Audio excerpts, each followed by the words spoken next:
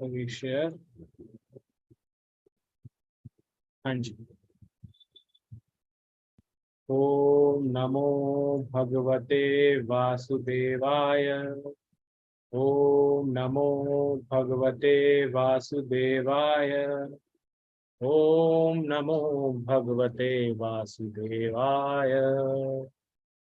मदेक बंधो मत संगिना मद गुरो मन महाजना मम निशितारका मद भाग्य मद आनंद नमोस्तुते। नारायणं नमस्कृत्यं नरं चैव नरोत्तमं देवीं सरस्वतीं व्यासं ततो जयमुदीरये। नष्टप्रायेषु अभद्रेषु नित्यं भागवत सेवया भगवती उत्तमा श्लोके भक्तिर्भवति नैष्ठिकी। हरेर्नाम हरेर्नाम एव केवलम कलौ नास्ति एव नास्ति एव गतिरन्यथा। मूकं करोति वाचालं पंगुं लंघयते गिरिं यत्कृपातमहं वन्दे परमानन्दमाधवम्। कृष्णाय वासुदेवाय देवकीनन्दनाय च नन्दगोपकुमाराय गोविन्दाय नमो नमः। हरे कृष्णा कृष्ण कृष्ण हरे हरे हरे राम राम राम हरे हरे। बोलो श्रीमद् भागवतम महापुराण की जय। तो हम छठे द्वितीय स्कंद के छठे अध्याय के 37वें श्लोक से आगे पढ़ना प्रारंभ करेंगे, जारी रखेंगे। अनुपमा माता जी आप पढ़िएगा। 3 श्लोक पढ़ने सबको। अनम्यूट कीजिए माता जी आप। हाँ। जब न शिव न तुम और न मैं ही आध्यात्मिक आनंद की सीमाएं तय कर सके हैं तो अन्य देवता इसे कैसे जान सकते हैं? क्योंकि हम सभी परमेश्वर की माया से मोहित हैं, अतः हम अपनी अपनी सामर्थ्य के अनुसार ही इस वक्तव्य विश्व को देख सकते हैं। हम उन पूर्ण पुरुषोत्तम भगवान को सादर प्रणाम करते हैं जिनके अवतारों तथा कार्यकलापों का गायन हमारे द्वारा उनके महिमा मंडन के लिए किया जाता है। यद्यपि वे अपने यथार्थ रूप में बड़ी कठिनाई से ही जाने जा सकते हैं। वे परम आदि भगवान श्री कृष्ण प्रथम अवतार महाविष्णु के रूप में अपना विस्तार करके इस व्यक्त जगत की सृष्टि करते हैं, किंतु वे अजन्मा हैं। फिर भी सृजन उन्हीं में होता है और भौतिक पदार्थ तथा अभिव्यक्ति भी वे ही हैं। वे कुछ काल तक उनका पालन करते हैं और फिर उन्हें अपने में समाहित कर लेते हैं। हरे कृष्णा। हरे कृष्ण माता जी। मंजू माता जी नेक्स्ट आप पढ़िएगा। मंजू गुप्ता माता जी। जी। भगवान पवित्र हैं और भौतिक क्लेश के समस्त कल्प से रहित हैं। वे परम सत्य हैं और साक्षात पूर्ण ज्ञान है। वे सर्वव्यापी हैं, अनादि अनंत तथा अद्वितीय हैं। हे नारद, हे ऋषि, बड़े बड़े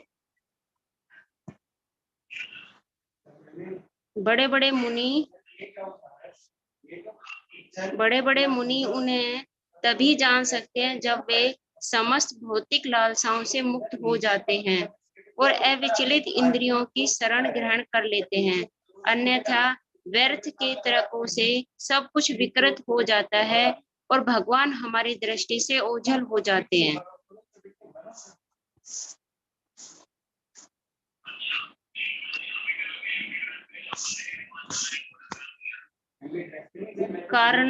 कारणवंशाची विष्णु ही परमेश्वर के प्रथम अवतार हैं।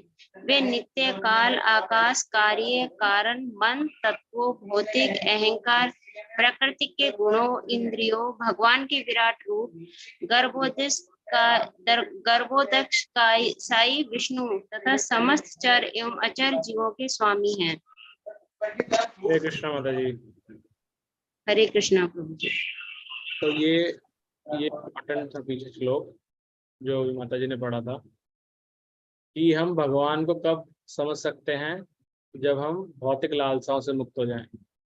अन्यथा व्यर्थ के तर्कों से सब कुछ विकृत हो जाता है। यानी कि अगर हम सिर्फ लॉजिक लगाते रहेंगे और डिबेट करते रहेंगे तो भगवान हमें कभी समझ में नहीं आएंगे। उसके लिए हमें भौतिक लालसाएं छोड़नी पड़ेंगी। नेक्स्ट हेमलता माता जी, आप पढ़िएगा। जी, हरे कृष्णा प्रभु जी। हरे कृष्ण। मैं स्वयं ब्रह्मा, शिव जी, भगवान विष्णु, दक्ष आदि प्रजापति, तुम नारद तथा कुमारगण, इंद्र तथा चंद्र जैसे देवता, भूलोक के नायक, अधोलोक के नायक, गंधर्व लोक के नायक, विद्याधर लोक के नायक, चारण लोक के नायक, यक्षों, राक्षसों तथा उर्गों के नेता, ऋषि, बड़े बड़े दैत्य, बड़े बड़े नास्तिक तथा आंतरिक पुरुष तथा मृतक, प्रेत, शैतान, जिन्न, कूष्मांड, बड़े बड़े जलचर, बड़े बड़े पशु तथा पक्षी आदि, या अन्य शब्दों में ऐसे कोई भी वस्तु जो बल, ऐश्वर्य, मानसिक तथा इंद्रिय कौशल, शक्ति, क्षमा, सौंदर्य, विनम्रता, ऐश्वर्य तथा प्रजनन के से युक्त हो, चाहे रूपवान या रूप विहीन, वे सब भले ही विशिष्ट, सत्य तथा भगवान के रूप प्रतीत हों, लेकिन वास्तव में वे वैसे हैं नहीं।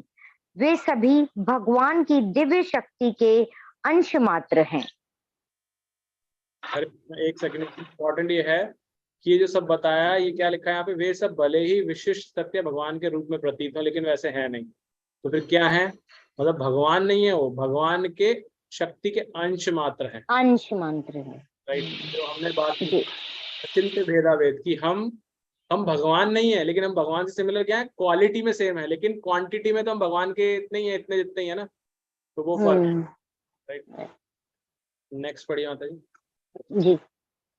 हे नारद, अब मैं एक एक करके भगवान के दिव्य अवतारों का वर्णन करूंगा, जो लीला अवतार कहलाते हैं। उनके कार्यकलापों के सुनने से कान में संचित सारा मैल हट जाता है। लीलाएं सुनने में मधुर और आस्वाद्य है, अतएव ये मेरे हृदय में सदैव बनी रहती हैं। इस प्रकार श्रीमद् भागवत के द्वितीय स्कंद के अंतर्गत पुरुष सूक्त की पुष्टि नामक छठे अध्याय के भक्ति वेदांत तात्पर्य पूर्ण हुए। तो श्रीमद् भागवतम महापुराण की जय। चैप्टर 7, विशिष्ट कार्यों के लिए निर्देशित अवतार। ब्रह्मा जी ने कहा, अब अनंत शक्तिशाली भगवान ने लीला के रूप में ब्रह्मांड के गर्भोदक नामक महासागर में डूबी हुई पृथ्वी को ऊपर उठाने के लिए वराह का रूप धारण किया। तो सबसे पहले एक असुर हिरण्याक्ष प्रकट हुआ। भगवान ने उसे अपने अगले दांत से विदीर्ण कर दिया। हरे कृष्णा माता जी। हरे कृष्णा प्रभु जी। तो अभी यहाँ पर भगवान के अवतारों के लीला अवतारों के आएंगे। भगवान ने लीला अवतार क्या होते हैं? भगवान आकर कोई विशेष लीला करते हैं फिर अप्रकट हो जाते हैं। तो ये उनके कुछ कुछ आएंगे, हमें 10 अवतारों के कुछ कुछ झलक मिलेंगी उसके अंदर। तो बहुत डिटेल में आगे जाके आएगा, लेकिन अभी शॉर्ट में आएंगे सारे। तो नेक्स्ट फतेह प्रभु जी, आप पढ़िएगा। हरे कृष्ण प्रभु जी। सर्वप्रथम प्रजापति की पत्नी आकुति के गर्भ से सुयज्ञ उत्पन्न हुआ। फिर सुयज्ञ ने अपनी पत्नी दक्षिणा से सुयम इत्यादि देवताओं को उत्पन्न किया। सुयज्ञ ने इंद्रदेव के रूप में तीनों ग्रह मंडलों, ऊर्ध्व, निम्न तथा मध्य लोकों के महान क्लेश कम कर दिए थे। फलतः ब्रह्मांड के दुख दूर करने से मानव जाति के महान पिता स्वयंभू मनु ने उसे हरि नाम से पुकारा। इसके बाद भगवान श्री कपिल रूप में अवतरित हुए और प्रजापति ब्राह्मण श्री कर्दम मुनि तथा उनकी पत्नी देवहूति के पुत्र के रूप में अन्य 9 स्त्रियों बहनों के साथ जन्म लिया। उन्होंने अपनी माता को आत्म साक्षात्कार के विषय में शिक्षा दी, जिससे वे उसी जीवन काल में भौतिक गुण रूपी कीचड़ से विमल हो गई और उन्होंने मुक्ति प्राप्त की, जो श्री कपिल का मार्ग है। ये तीसरे स्कंद में हम पढ़ेंगे बहुत डिटेल में इसके बारे में। महर्षि अत्रि ने श्री भगवान से संतान के लिए प्रार्थना की और उन्होंने प्रसन्न होकर स्वयं ही अत्रि के पुत्र दत्तात्रेय, दत्त अत्रि का पुत्र दत्तात्रेय के रूप में अवतरित होने का वचन दिया और श्री भगवान के चरण कमलों की कृपा से अनेक यदु है इत्यादि अत्यंत पवित्र हुए और उन्होंने भौतिक तथा आध्यात्मिक दोनों ही वर प्राप्त किए। हरे कृष्ण प्रभु। हरे कृष्ण प्रभु जी। नेक्स्ट नेहा माता जी आप पढ़िएगा। हरे कृष्ण प्रभु जी। विभिन्न लोगों की उत्पत्ति करने के लिए मुझे तपस्या करनी पड़ी और भगवान ने मुझसे प्रसन्न होकर चारों कुमारों सनक, सनत कुमार, सनंदन तथा सनातन के रूप में अवतार लिया। पिछली सृष्टि में आध्यात्मिक सत्य आत्मज्ञान का विनाश हो चुका था, किंतु इन चारों कुमारों ने इतने स्पष्ट ढंग की उनकी व्याख्या की मुनियों को तुरंत सत्य का साक्षात्कार हो गया। उन्होंने अपनी तपस्या की विधि प्रदर्शित करने के लिए धर्म की पत्नी तथा दक्ष की पुत्री मूर्ति के गर्भ से नर तथा नारायण युगल रूपों में जन्म लिया। कामदेव की सखियां सुरख की सुंदरियां उनका व्रत भंग करने आई, किंतु वे असफल रही क्योंकि उन्होंने भगवान के शरीर से अपने समान अनेक सुंदरियां उत्पन्न होते दिखाई पड़ी। ये जो नर नारायण है यही बद्रीनाथ में जो आज हम मंदिर देखते हैं ये वहां पर विराजमान है। हाँ जी।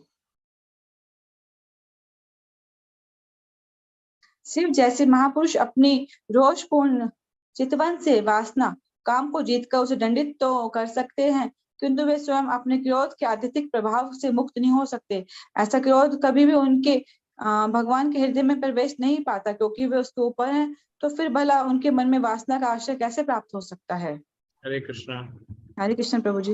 यहाँ पर क्या है, भगवत गीता में हमने पढ़ा था दूसरे और तीसरे स्कंद के अंदर कि काम से क्रोध प्रकट होता है जी। काम जब रजोगुण के संपर्क में आता है।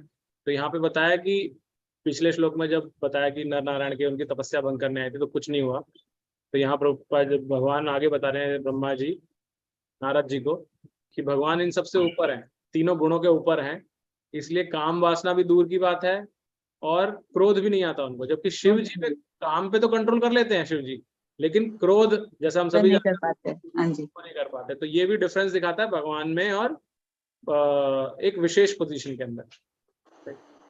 नेक्स्ट माता जी आपके तो हो गए। नेक्स्ट अरुणा माता जी आप पढ़िएगा। हरे कृष्णा। हरे कृष्ण। राजा की उपस्थिति में सौतेली माता के कटु वचनों से अपमानित होकर राजकुमार ध्रुव बालक होते हुए भी वन में कठिन तपस्या करने लगे और श्री भगवान ने उनकी प्रार्थना से प्रसन्न होकर उन्हें ध्रुव लोक प्रदान किया, जिसकी पूजा ऊपर और नीचे के लोकों के सभी मुनि करते हैं। महाराज वेन कुमारगामी हो गया, अतः ब्राह्मणों ने वज्र शाप से उसे दंडित किया। इस प्रकार राजा वेन अपने सत्कर्मों तथा ऐश्वर्य सहित भस्म हो गया और नरक के पथ पर जाने लगा। किंतु श्री भगवान ने अपनी अहेतुकी कृपा से उसके पुत्र पृथु के रूप में अवतरित होकर शापित राजा वेन को नरक से उबारा और पृथ्वी का दोहन करके उससे सभी प्रकार की उपजें प्राप्त की। राजा नाभि की पत्नी सुदेवी के पुत्र के रूप में श्री भगवान प्रकट हुए और ऋषभ देव कहलाए। अपने मन को समदर्शी बनाने के लिए उन्होंने जड़ योग की साधना की। इस अवस्था को मुक्ति का सर्वोच्च सिद्ध पद भी माना जाता है, जिसमें मनुष्य अपनी आत्मा में स्थिर होकर पूर्ण रूप से संतुष्ट रहता है। हरे कृष्ण। हरे कृष्ण। ये जो हम पढ़ रहे हैं ना, ये एक्चुअल में ट्रेलर है। जो भागवतम हमें आगे भगवान के अलग अलग अवतारों का बहुत डिटेल में विवरण आने वाला है भगवान के भक्तों का, यहाँ पर लीला अवतार में वो दिख रहे हैं। जो जो हम पढ़ रहे हैं ना शॉर्ट में पढ़ रहे हैं एक एक लाइन के अंदर, लेकिन ये पूरे बहुत अनन्य अध्यायों के अंदर ये सब आने वाला है हमारे आगे जब आगे बढ़ेंगे तो। और ऋषभ देव जो जैन धर्म के अंदर जिनकी प्रार्थना होती पूजा होती है, ऋषभ देव भगवान के वो अवतार है। तो आगे बढ़ते हैं हम। नेक्स्ट मनोरमा माता जी आप पढ़िएगा।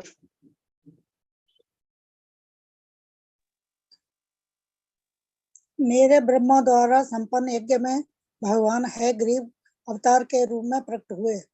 वे साक्षात यज्ञ हैं और उनके शरीर का रंग सुनहला है। वे साक्षात वेद भी हैं और समस्त देवताओं के परमात्मा हैं। जब उन्होंने श्वास ली तो उनके नाथनों से समस्त मधुर वैदिक स्तोत्रों की ध्वनियां प्रकट हुई।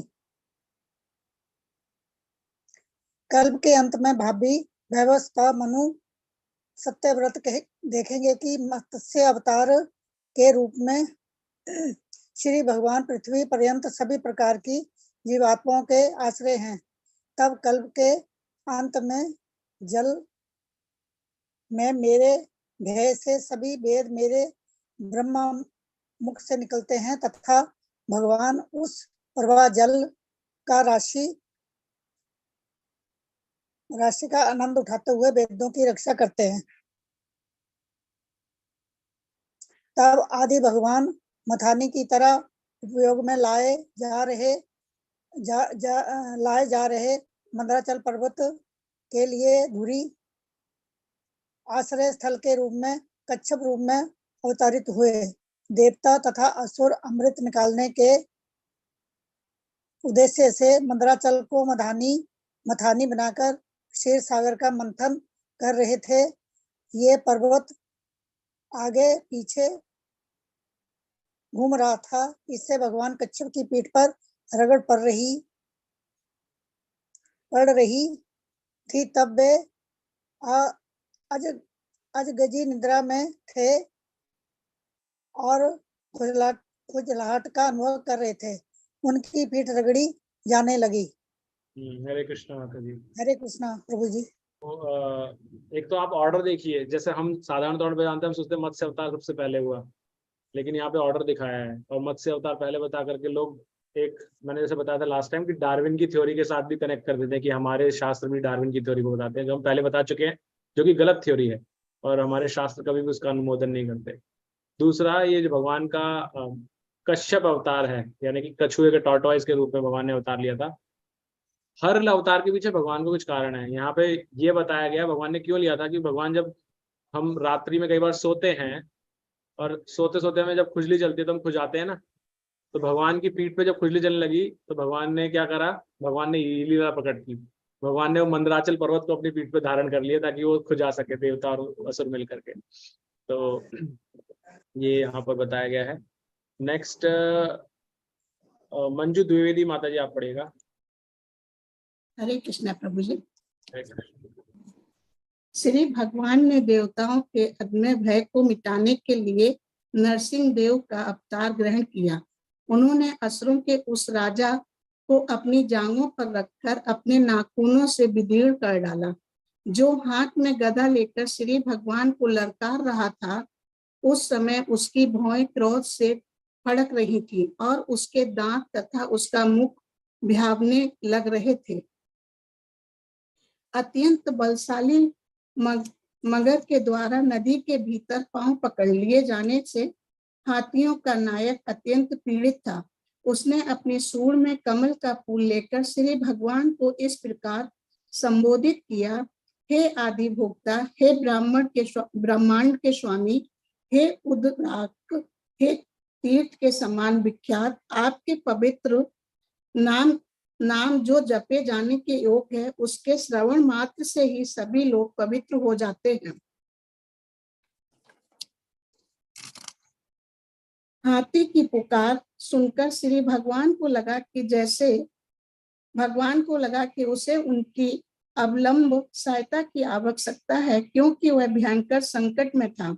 तब श्री भगवान पक्षी राजगरुड़ के पंखों पर आसीन होकर अपने आयुध चक्र से सज्जित होकर वहां पर तुरंत प्रकट हुए।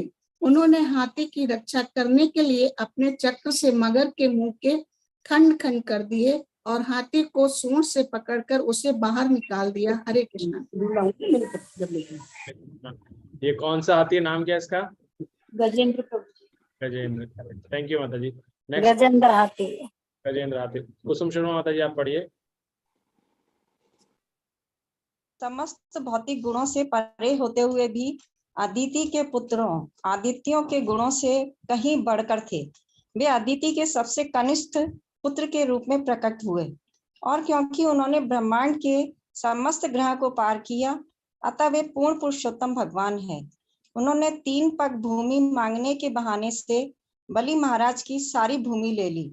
उन्होंने याचना इसलिए की क्योंकि बिना याचना के सन्मार्ग पर चलने वाले से कोई उसकी अधिकृत संपत्ति नहीं ले सकता। अपने सिर पर भगवान के कमल पाद प्रक्षालित जल को धारण करने वाले बलि महाराज ने अपने गुरु द्वारा मना किए जाने पर भी अपने वचन के अतिरिक्त मन में अन्य कुछ धारण नहीं किया। राजा ने भगवान के तीसरे पग को पूरा करने के लिए अपना शरीर समर्पित कर दिया। ऐसे महापुरुष के लिए अपने बाहुबल से जीते गए स्वर्ण के साम्राज्य का भी कोई महत्व नहीं था।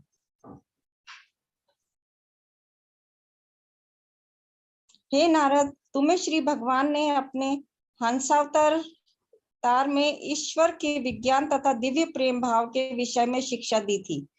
वे तुम्हारी अगाध भक्ति से अत्यधिक प्रसन्न हुए थे। उन्होंने तुम्हें भक्ति का पूरा विज्ञान भी अत्यंत सुबोध ढंग से समझाया था, जिसे केवल भगवान वासुदेव के प्रति पूर्ण समर्पित व्यक्ति ही समझ सकते हैं। हरे कृष्णा। हरे कृष्ण। लास्ट में क्या माता जी आप पढ़िएगा।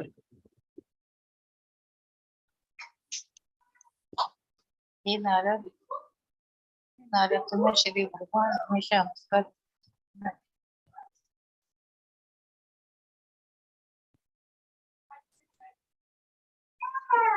कृष्णा आप पढ़िए माता जी।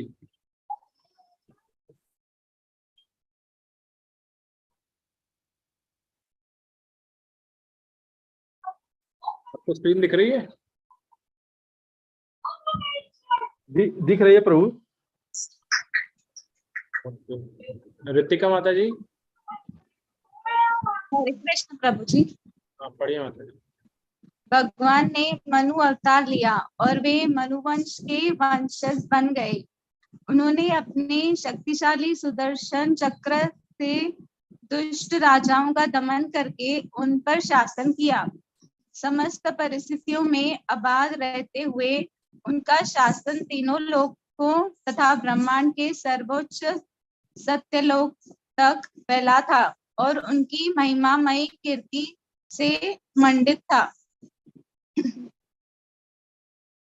अपने धन्वंतरी अवतार में भगवान अपने साक्षात यश के द्वारा निरंतर रुग्ण रहने वाली जीवात्माओं के रोगों का तुरंत उपचार कर देते हैं और उनके कारण ही सभी देवता दीर्घायु प्राप्त करते हैं। इस प्रकार भगवान सदा के लिए महिमा मंडित हो जाते हैं। उन्होंने यज्ञ में से ही एक अंश निकाल लिया और उन्होंने ही विश्व में औषधि विज्ञान आयुर्वेद का प्रवर्तन किया।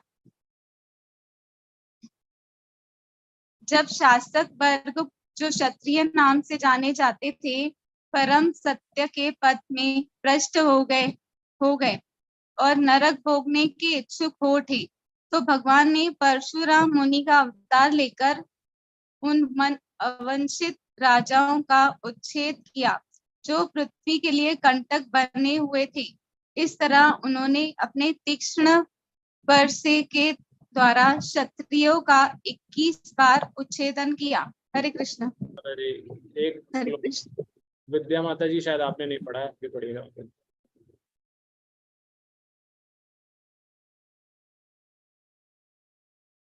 हरे कृष्णा। विद्या माता जी आप हैं?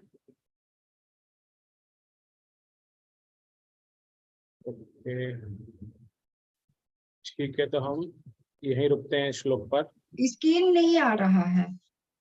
स्क्रीन नहीं आ रहा है माता जी, एक सेकंड, एक श्लोक पढ़ लेते हैं माता जी आपके साथ भी। हाँ ये पढ़ लीजिए माता जी श्लोक। अभी दिख रहा है? हाँ दिख रहा है। पढ़िए।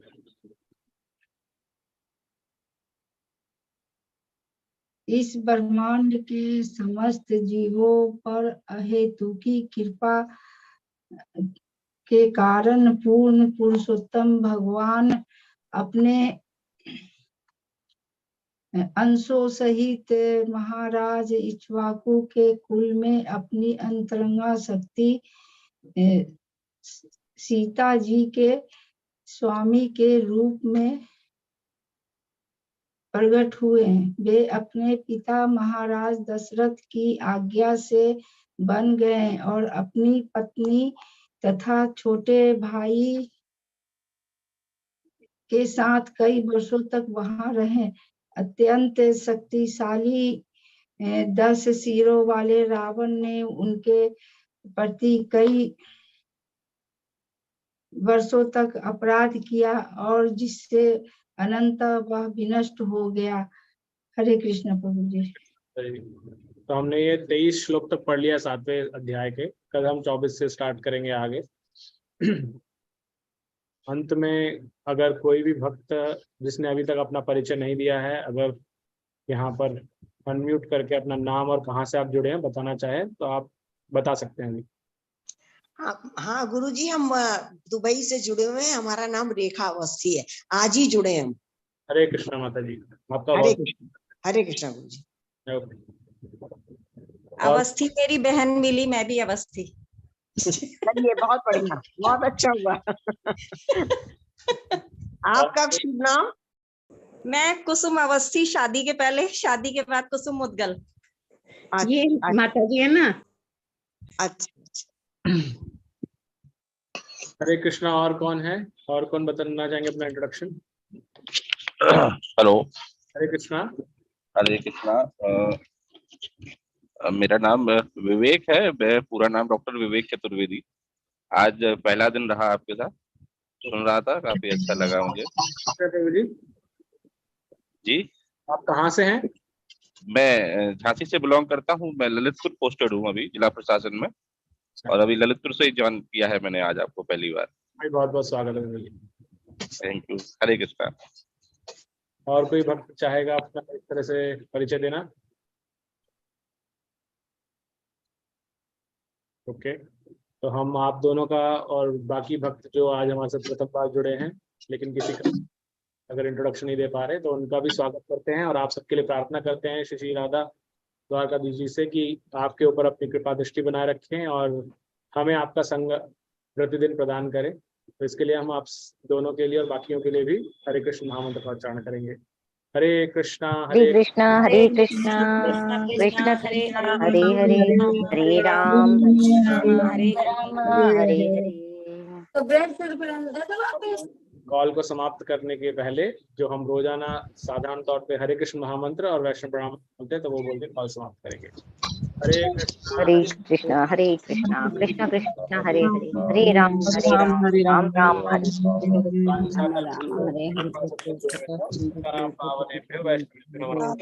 नमो नमः। जय श्री राधा। हरे कृष्ण।